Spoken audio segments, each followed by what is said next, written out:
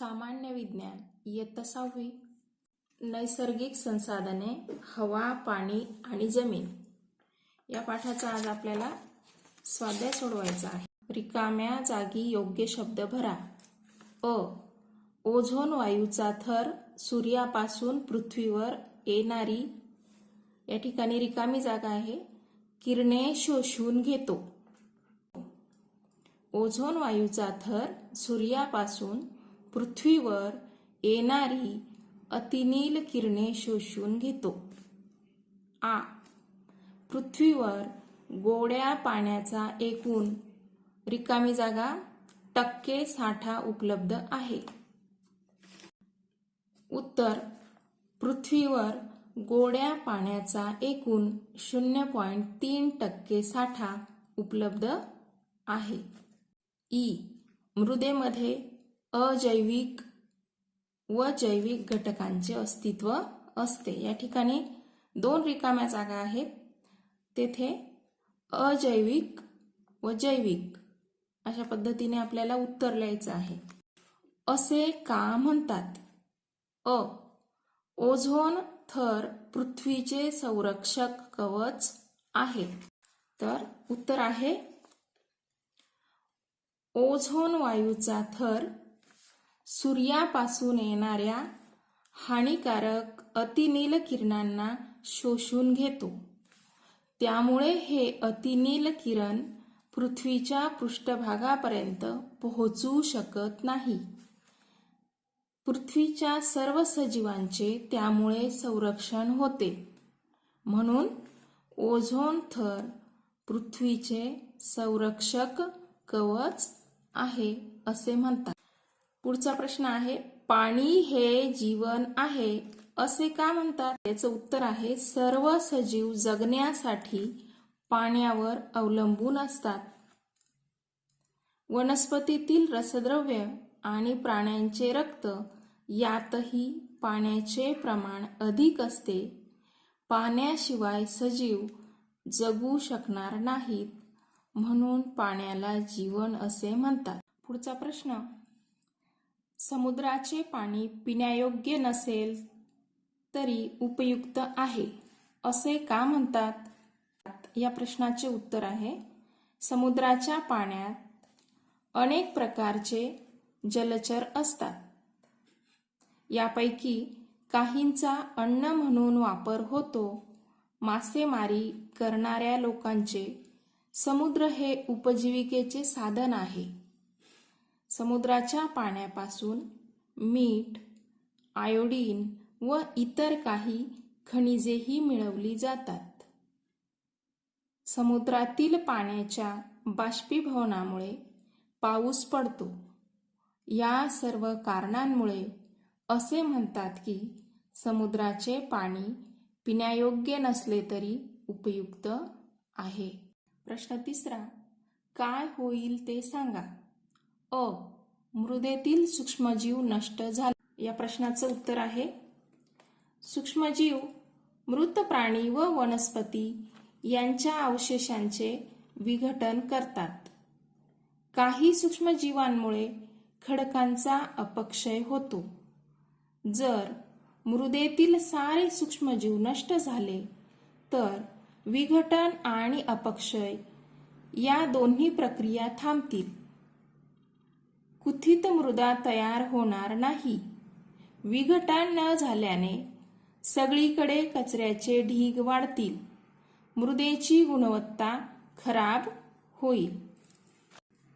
तुमच्या परिसरातील वाहने व कारखान्यांची संख्या वाढली तर काय होईल? या प्रश्नाचं उत्तर आहे, वाहने व कारखान्यांची संख्या परिसरात वाढल्यामुळे पुढील प्रमाणे परिणाम होतील. 1.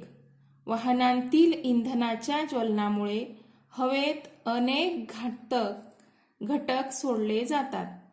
Nitrogen dioxide, sulphur dioxide, carbon dioxide, carbon monoxide अशा विषारी वायूंमुळे पर्यावरण आणि मानवी आरोग्यावर विपरीत परिणाम होतो. 2. कणरूप विषारी पदार्थ, काजळी, असे विषारी घटक ज्वलनातून बाहेर पडतात. या साऱ्यांचा संपूर्ण जीवसृष्टीवर घातक परिणाम होईल. 3. कारखान्यातूनही विषारी वायू व द्रव्ये बाहेर फेकली जातात.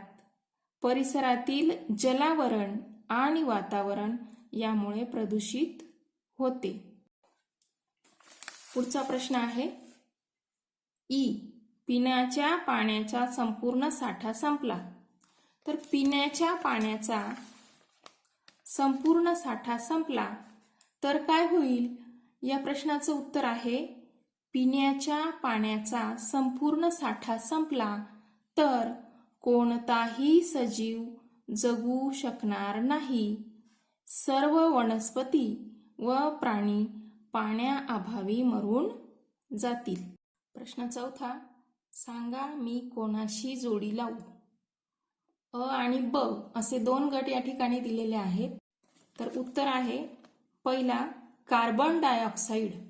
तर हा कार्बन डायऑक्साईड वायू वनस्पती अन्न निर्मितीसाठी वापरतात. त्यामुळे वनस्पती व अन्न निर्मिती असं त्या ठिकाणी उत्तर असेल.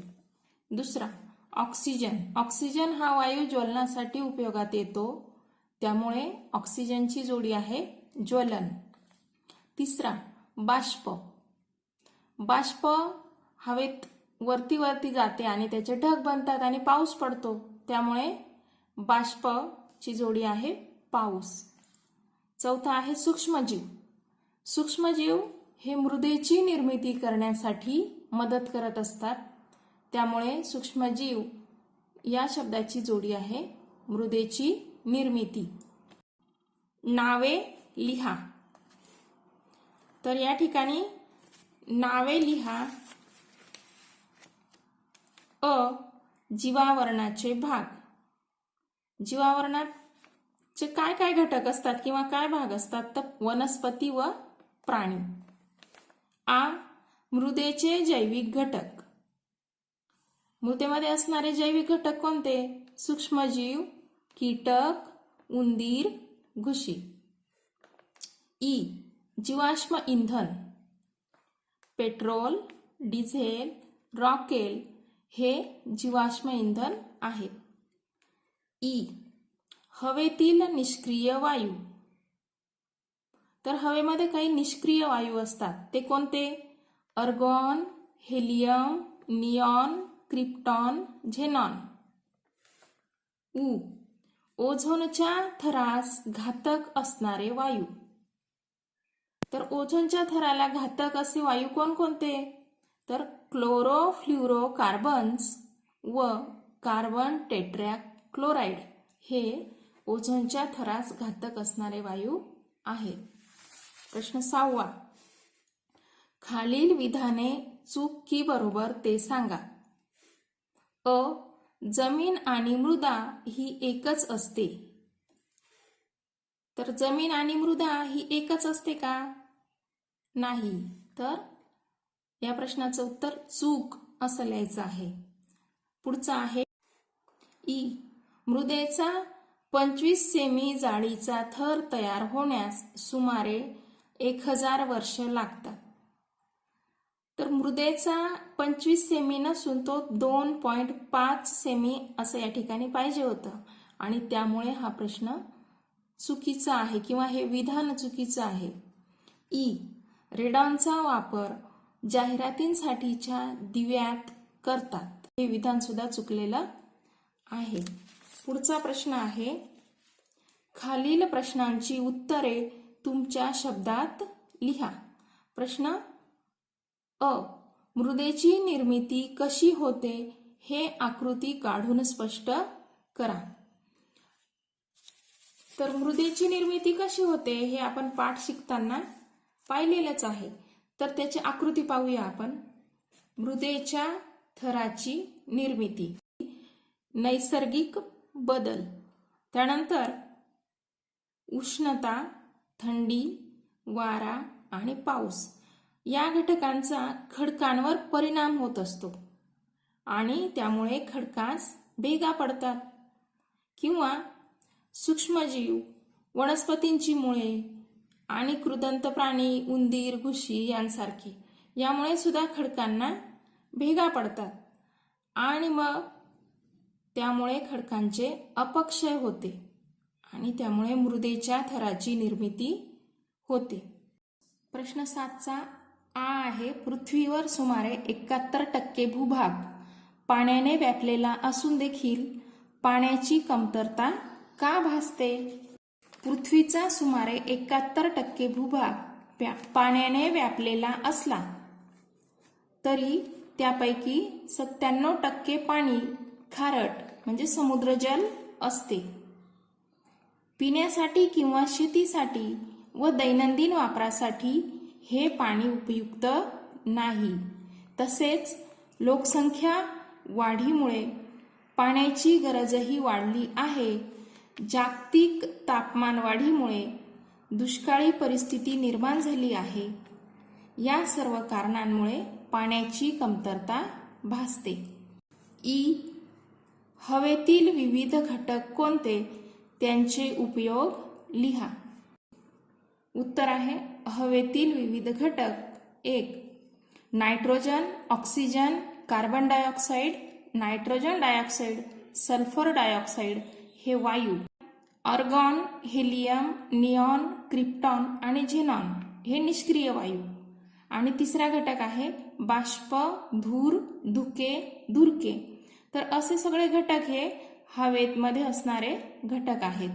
त्यांचे उपयोग तर या ठिकाणी आपल्याला पाठ्यपुस्तकात दिलेले आहे. हे असं सविस्तर उत्तर आपल्याला अपेक्षित आहे. तर नायट्रोजन वायूचा उपयोग आहे सजीवांना आवश्यक प्रथिने मिळवण्यास मदत करतो. अमोनिया निर्मितीमध्ये तसेच खाद्यपदार्थ हवाबंद ठेवण्यासाठी उपयोगी असतो. ऑक्सिजन सजीवांना श्वसनासाठी, ज्वलनासाठी उपयुक्त आहे. कार्बन डायऑक्साईड वनस्पती अन्न तयार करण्यासाठी वापरतात. अग्निशामक नळकांड्यांमध्ये कार्बन डायऑक्साईड वायू वापरला जातो. आर्गॉन विजेच्या बल्बमध्ये वापर करतात. हेलियम कमी तापमान मिळवण्यासाठी तसेच विना पंख्याच्या इंजिनावर चालणाऱ्या विमानांमध्ये याचा वापर होतो. निऑन जाहिरातींसाठीच्या रस्त्यांवरच्या दिव्यात वापर केला जातो. क्रिप्टॉन फ्लुरोसेंट पाईपमध्ये वापर होतो. झेनॉन फ्लॅश फोटोग्राफीमध्ये उपयोग होतो. पुढचा प्रश्न आहे ई, हवा, पाणी, जमीन ही बहुमोल नैसर्गिक संसाधने का आहेत?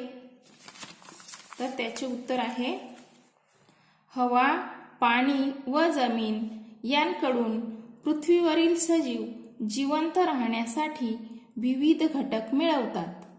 सजीव सृष्टीच्या मूलभूत गरजा पूर्ण होऊन ती टिकण्यासाठी याच घटकांची आवश्यकता असते. हवा, पाणी आणि जमिनीकडून हे घटक नैसर्गिकरित्या मिळतात. म्हणूनच त्यांना बहुमोल नैसर्गिक संसाधने असे म्हणतात. Thanks for watching. Like and subscribe.